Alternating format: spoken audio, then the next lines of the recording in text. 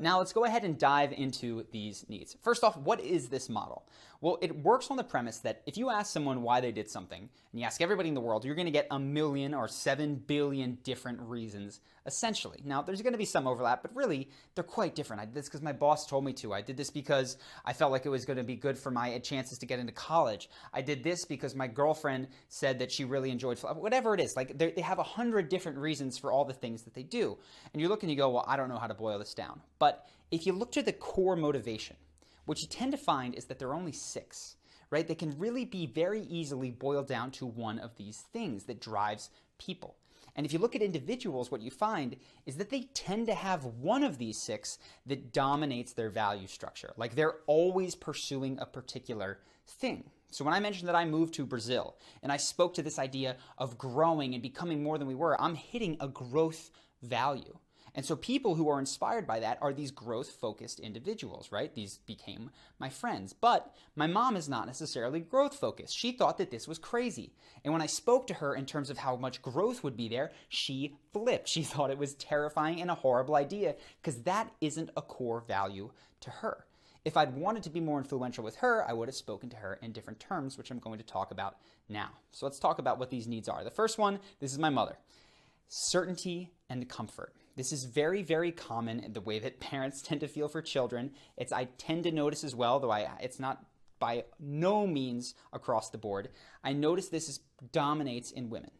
It is this desire to know that you will be safe, the desire to know that your finances are secure, that your partner is going to be there and be faithful for you, that you can anticipate a future which is not full of pain and is in fact comfortable. And sometimes people who are certainty driven will choose a future of a job that doesn't truly inspire them and they don't really love over the fear of anything uncertain because they would just rather know that, you know what, at least the paycheck's there. At least I can anticipate what is coming. That's huge for a certainty-driven person.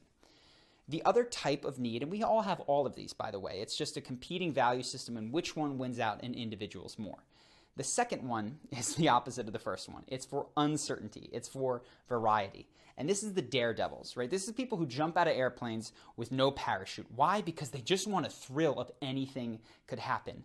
Maybe there's a part in your life where you're like, I'm just going to go to any city with a backpack and see what happens. There's probably also been a time in your life where you were bored to tears and you picked a fight just because it was so boring to not have one. And the point that I want to make with this is you can have healthy and unhealthy expressions of any of these needs, right? You can get uncertainty by starting a new exciting business, or you can pick a fight. So that's the second need. The third one I see predominantly in men. Women can of course have this too, but it's significance. It's the desire to stand out, to be special, to be the best, to have the most accomplishments, to receive praise, to be the one who is on stage, the one receiving the trophy, the one giving the speech. If you're not the type that likes that, you'd rather hide back in the crowd, you might be certainty-driven instead. But of course, we can have different things in different situations. The fourth need is actually the opposite of the third need. It's not necessarily opposite, but it pulls you in a different direction. It's the drive for connection and for love. Because if you think about it, being significant requires you to be separate. You're on the stage, they're not. Connection, you want to be in the crowd. You want to feel similar to these people. You're focusing on what you have in common and what you share. So if you're somebody who wants to be part of a team, who just loves to be close to somebody, who doesn't need necessarily to feel better than, special, who just wants to be like part of the group, connection can be a very, very big driver for you. And again, we all have all of these. We all really, really want love, but sometimes we think we have to be significant in order to get love. This takes me to the last two. The idea behind this is that the first four, people are going to find a way to get no matter what. You will find a way to make yourself feel special, good, bad, or otherwise. The last two, you might not. And it's just highly recommended if you want to live a fulfilling life that you aim for these. The fifth one is growth. People feel better when they feel like they're making progress, though people sometimes give up on it. You don't have to necessarily grow, but you just kind of die inside if you don't. And the last one, which I will say is an incredibly, incredibly rare breed of person, I don't know many, if any of them, are truly contribution driven. They want to impact the world at large, and it's not necessarily about connecting with any individual in particular. It's like this almost universal love for life or humanity or being, whatever you want to call it. They just want to give back. And it's a very, very advanced, elevated need, but in the real world, I don't encounter it much.